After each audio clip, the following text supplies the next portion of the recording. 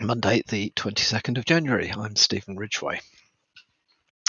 So a little while ago, we talked about a flaw in Apache's ActiveMQ, which is Tractor's CVE 2023-46604 with a CVSS score of 10. So it is basically unauthenticated remote code execution, blah, blah, blah. Pretty trivial to exploit, but pretty serious. Well, despite the fact that a patch has been available for a couple of months, 2-3 months now, there are still a large number of unpatched devices out there. They are being exploited actively at the moment to deliver the Godzilla web shell onto compromised hosts. Now, the Mozilla web, sorry, not Mozilla. Oh dear, that's terrible. Godzilla web shell is, as described in the article from the Hacker News, is a functionality-rich backdoor, but it basically functions by parsing inbound HTTP post requests, executing whatever the commands are, and then returning the results in forms of an HTTP response. What is particularly interesting about this is that the binary, the shell itself is being concealed in what's described as an unknown binary format, which has been specifically designed to evade security and scanners, and signature based especially.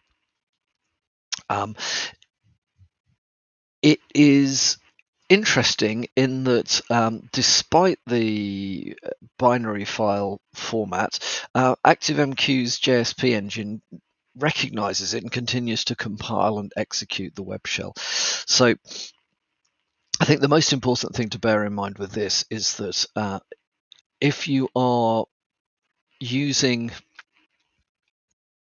ActiveMQ, or if you think that any of your subsystems may be using Apache's ActiveMQ, make sure it's patched, and secondly, if it hasn't been patched and it is on the internet, there is a fair chance it has already been compromised. So I would recommend spending some time having a look for indicators of compromise, both on the devices running the ActiveMQ, or also in the environments around that, because this is, as we're seeing, an actively exploited vulnerability, and this particular web shell backdoor, call it what you will, is sophisticated enough to get around a lot of endpoint protection. Well, on other matters, as we all know and occasionally hits the headlines, simply doing your job can leave you falling foul of some slightly grey areas in legislation. In this particular case, a German court has charged a programmer with hacking and fined them while the programmer was investigating an IT issue. So the background to this is that the programmer was operating as a freelance IT service provider, was asked by a client to resolve excessive log generation issues with certain software. The programmer then examined the software and found that it established a MySQL connection with a remote server belonging to Modern Solutions GmbH, which is like limited, by the way, if you didn't know.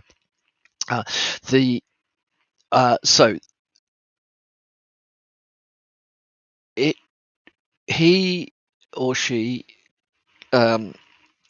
was therefore connected to the database whilst doing the troubleshooting, and it became apparent that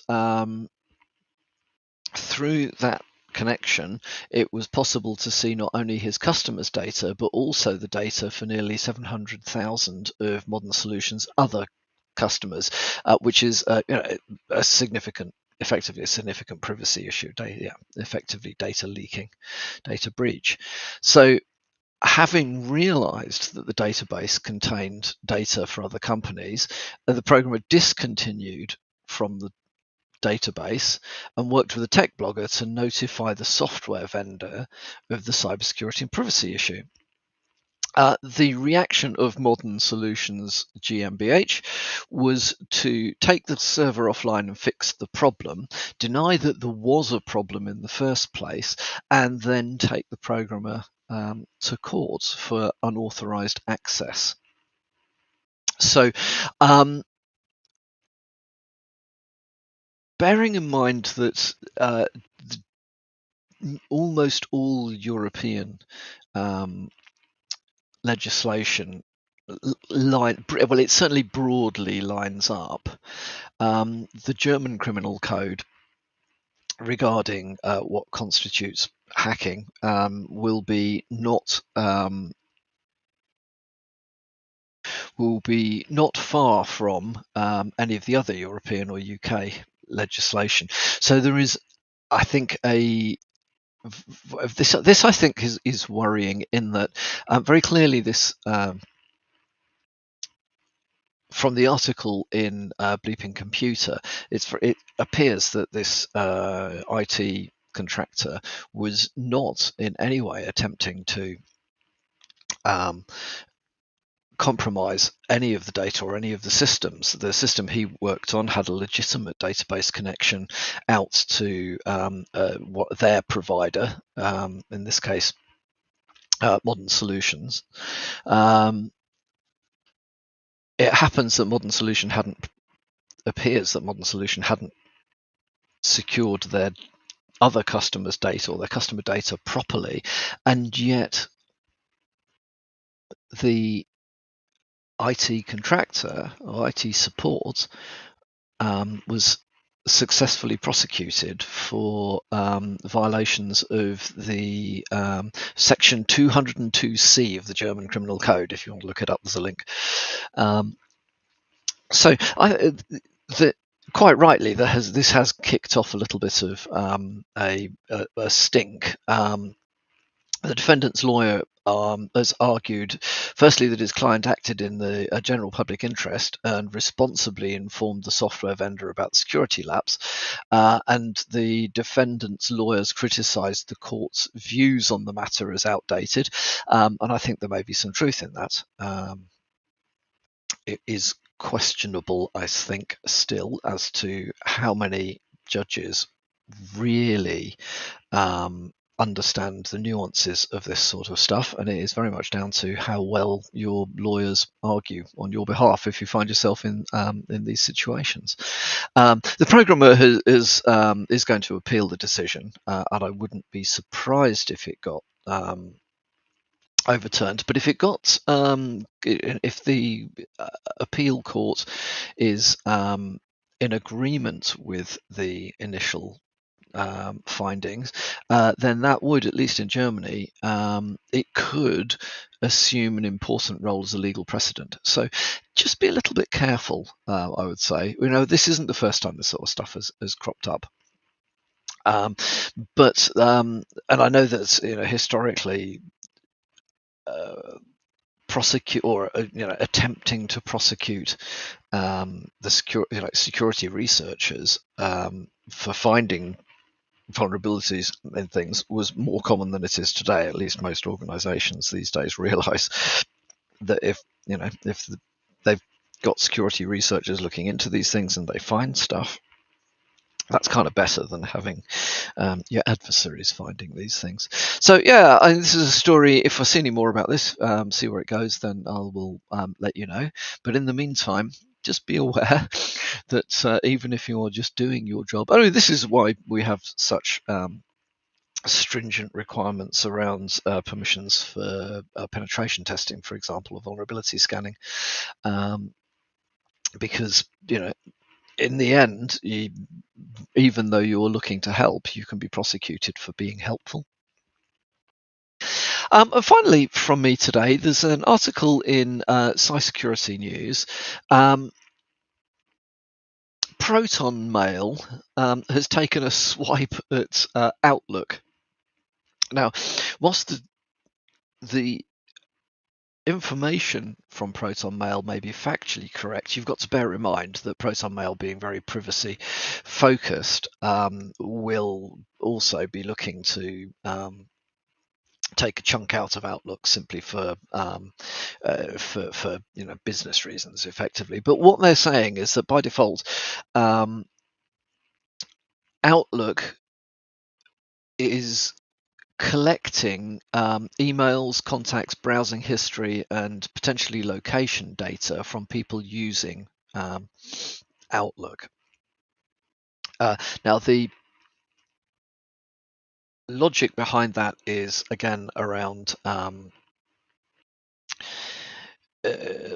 collecting information to target advertising. We all know that Microsoft has had some data privacy challenges in the past, and it does look like Outlook is being swept up into this. Now, obviously, Proton Mail's solution to this would be to use Proton Mail. Okay, well, Proton Mail is very good. If you are concerned about. Okay, don't take that as an endorsement. We it's not an endorsement. It's just a fact that Proton Mail is focused on privacy, and to the best of our knowledge, it does a pretty decent job of that. Outlook is not focused on privacy, so don't be surprised that they're collecting data on you. You can turn off some of this data collection. If you look in the general section for Outlook for Windows settings, and you can find advertising preferences, there are a list of companies with toggles set to enabled. There's no universal reject all button, according to this article. So each advertiser, you're required to opt out individually from each advertiser. You could create a new Outlook email account because there is a reject all option during account creation, but for existing accounts, I'm afraid you're stuck with manually disabling them. It is worth being aware of this stuff because whilst you may or may not care about whether these particular things are being collected, this kind of smacks of that old problem that we've seen a fair amount on Facebook, where you can make you can increase privacy, you can make the solution more secure, but you've got to really keep on top of it, because every time there's a patch or a change, and a lot of this stuff is going on in the back, certainly with Facebook, it goes on in the background, doesn't it? So you need to check that the previous settings that you expect to still be set, when they've shuffled it all around a bit, changed it all a bit, changed the names, and then reset everything back to default for the new stuff. So keeping on top of this is important. I mean, if you don't mind that Microsoft is collecting this information about you, that's fine. Proton Mail have gone as far as labeling Outlook as a surveillance tool for targeted advertising, which is perhaps a little rich. But just be aware that this stuff is going on, and make an informed decision about what you want to do regarding this sort of stuff. And if you really want the whole problem to go away, there are other email systems, Proton Mail being one of them, that are much more focused on maintaining your privacy. The stuff is out there if you need it. Right, that's enough from me for today. I hope you have a good start to the week, and I'll speak to you all again tomorrow morning.